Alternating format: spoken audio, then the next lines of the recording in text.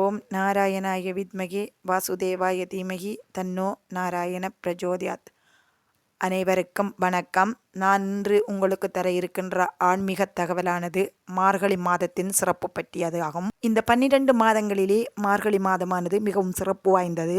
கிருஷ்ண பரமாத்மாவே நான் மாதங்களில் மார்கழியாக இருக்கிறேன் என்று கூறியிருக்கிறார். இந்த மாதத்திலே நாம் எப்பொழுதும் அதிகாலையிலே எழுந்திருக்க வேண்டும். அந்த அதிகாலையிலே எழுந்திருந்து தலைக்கு நீராடி இறை வழிபாட்டில் ஈடுபட்டோமானால் நம்மளுக்கு சகல நலங்களும் கிடைக்கும்.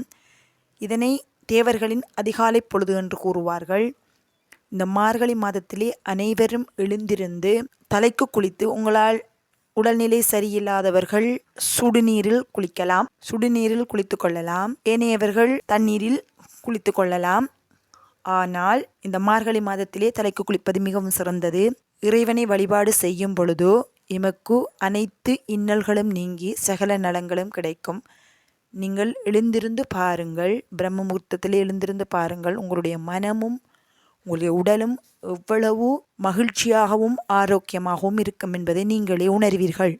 இந்த மார்கழி மாதத்தில் சிவன் கோயிலுக்கு செல்ல முடிந்தால் சென்று வாருங்கள், அல்லது அருகிலுள்ள ஆலயத்துக்கு சென்று இறை வழிபாடுகளை மேற்கொள்ளலாம். உங்கள் இறை வழிபாடு அந்த அதிகாலையிலிருந்து செய்யவில்லை என்றாலும் அதிகாலையிலே எப்படியாவது அந்த நேரத்தில் எழுந்திருந்து ஏனைய வேலைகளாவது செய்து கொள்ளுங்கள். ஆனால் இறை வழிபாடு செய்வது மிகவும் சிறப்பானது. இந்த மார்கழி மாதத்தை எப்பொழுதும் தவற விட்டு விடாதீர்கள். சிவன் கோயிலிலோ அல்லது பெருமாள் கோயிலுக்கோ சென்று வந்து வழிபட்டு அவருக்கு ஒரு பால் அபிஷேகத்து கொடுங்கள். சிறியதாகவாவது ஒரு அன்னதானம் செய்யுங்கள். உங்களால் முடிந்த அன்னதானம் செய்யுங்கள். அதிகாலையிலே கோலம் போடுங்கள்.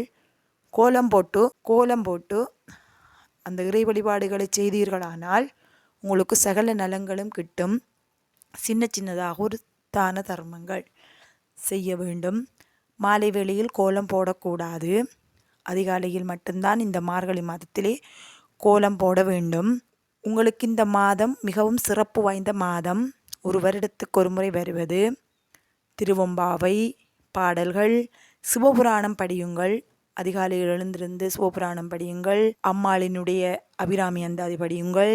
பெருமாளுடைய கவசம், பெருமாளுடைய பாடல்களை பாடுங்கள். முருகப்பெருமான் அனைத்து தெய்வங்களையும் நீங்கள் வழிபாடு செய்யலாம். இந்த வழிபாட்டின் மூலம் சகல இன்னல்களும் நீங்கி சந்தோஷம், மகிழ்ச்சியும், இன்பமும் பெருகும்.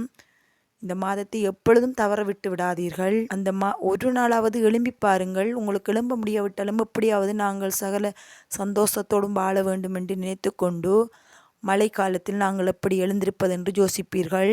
அந்த மழை காலத்தில் எழுந்திருந்து பாருங்கள். சகல சௌபாக்கியங்களுக்கிட்டு மனதுக்கு ஒரு புத்துணர்ச்சி நிச்சயமாக ஏற்படும்.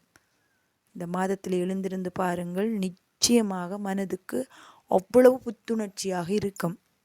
அந்த பிரம்ம முகூர்த்தத்திலே மழை நீராக இருந்தாலும் சரி, எப்படியாவது தலைக்கு குளித்து பாருங்கள். இல்லை முடியாதவர்கள் சுடுநீர் வைத்து அதிலாவது குளித்துவிட்டு இறை வழிபாட்டில் ஈடுபட்டு பாருங்கள். உங்களுக்கு அவ்வளவு சிறப்பானதொரு நாளாக இருக்கும்.